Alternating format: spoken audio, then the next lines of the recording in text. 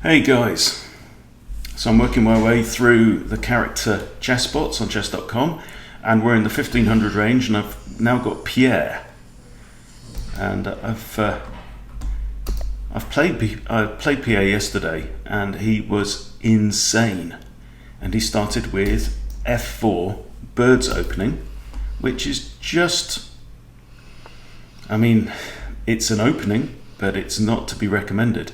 All right. So I've played d5, try and grab the center. It means I can't play e5 now. I'm just going to develop normally and see what he does. h3 is an unusual move. I mean, it's stopping my bishop from coming that round to there. Just play another knight out. Another unusual one. So you see, he's done nothing to release his bishop so far. He's moved all the wrong pawns. These are the 4 pawns that need to move, or at least one of the light squared and one of the dark squared needs to move to develop the bishops, and he's not done it. Okay, let's bring the bishop out. Queen is hitting the undefended b7 pawn. I could defend with this move, but it's kind of a last-ditch attempt, really. Okay, I'll just move my rook across. And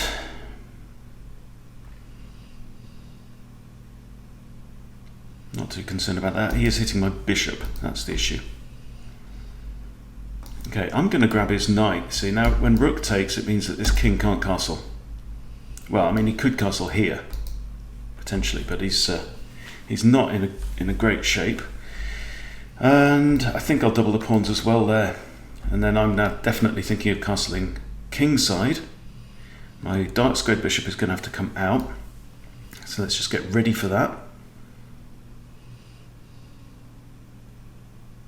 I think this looks all right. He might push. Whew, okay.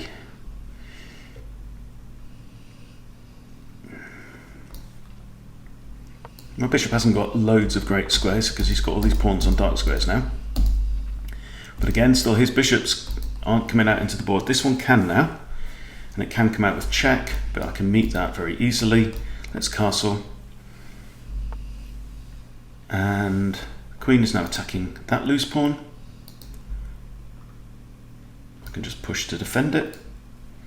Now I'm thinking of getting my knight into this gorgeous square here. It's not really an outpost, but I can now grab a pawn. I'm attacking his rook. Let's take a rook.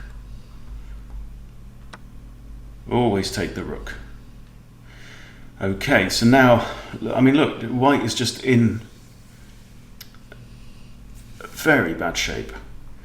My bishop is looking quite bad because of all these dark squared pawns in the middle of the board.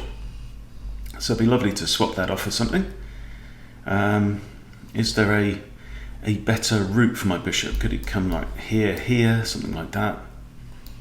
Attack the king. I mean, this is the area of the board where my opponent is weak, so that's the area where I want to be attacking. Can't play that because it drops this pawn.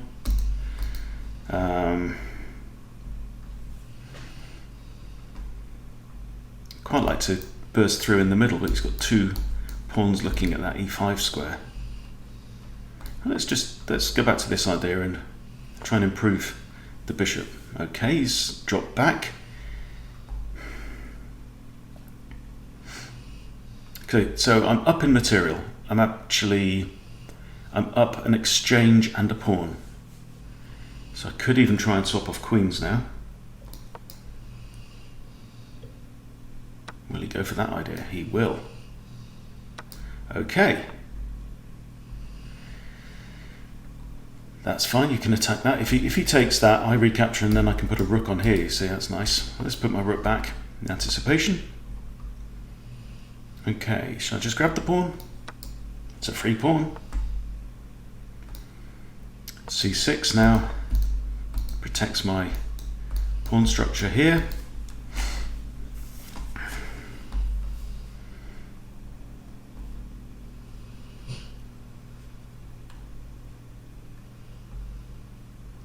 Could move my bishop here and then maybe push that pawn, because it is doubled. Maybe try and swap it off. This is better for my bishop as well. It means it's got some nice controlling more squares than it was here. Or here. Okay, let's push and take again.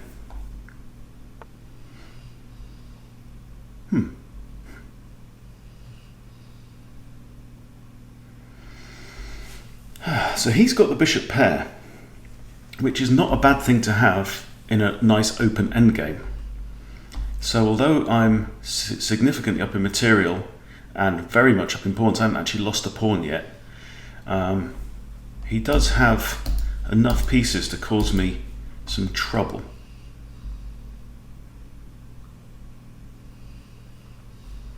I think I have to get my rooks into the game.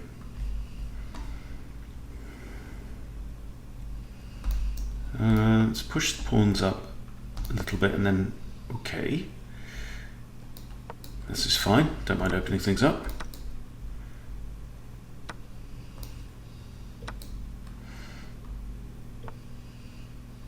Alright, you're attacking my rook.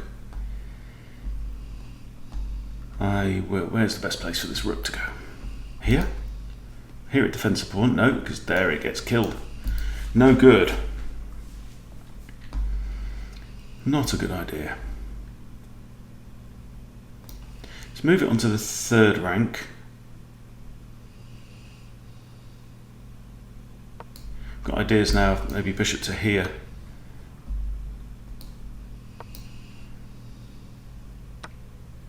Okay, I'm not too concerned about these pawns. Right, so now it's a case of using the power of my two rooks.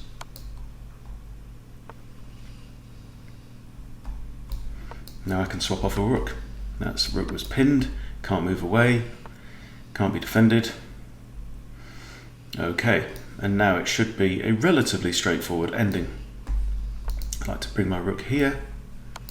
That comes with check. Now if I just get my pawns on light squares, then we should... Oh, that's a blunder. All right. Okay.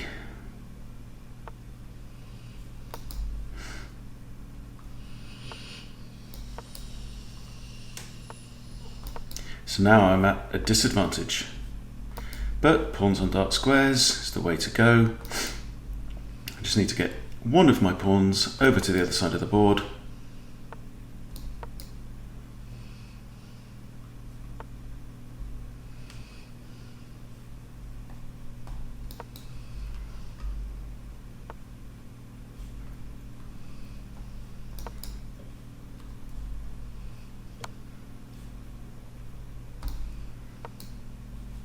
King can't go to any of those squares right now. So my job is to grab this pawn. Hi.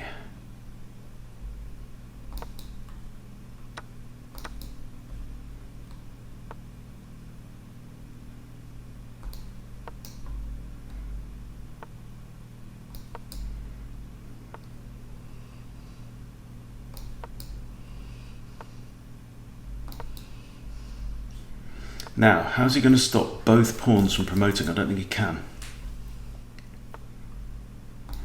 There we go, we've got a queen.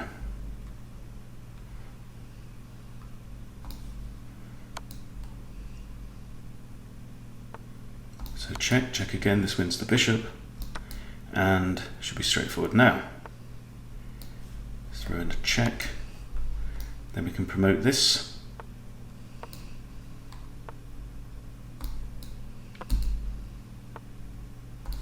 And 1, and 2, and 3 will be checkmate.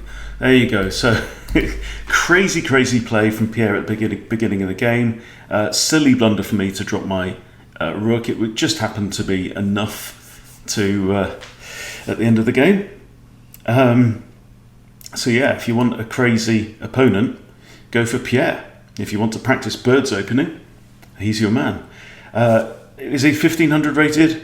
I'm not sure. I don't think so. And certainly the first game I played against him, I absolutely wiped the floor with him. Second game, he actually got in that I tried and had got a really good attack actually, and I was going to get checkmated there. But yeah, it's just one of the wild bots. So I think if you're 1200 rated or so in Rapid, you shouldn't have too much trouble with this guy. You've just got to watch your back, as with so many of them. I think very often what you find with these bots is that they can play some random moves earlier on, make mistakes, give away material, but you've always got to watch your back for sneaky attacks because computers are very good at that kind of stuff. So yeah, solid play and you'll do it. Okay, thank you for watching. See you later.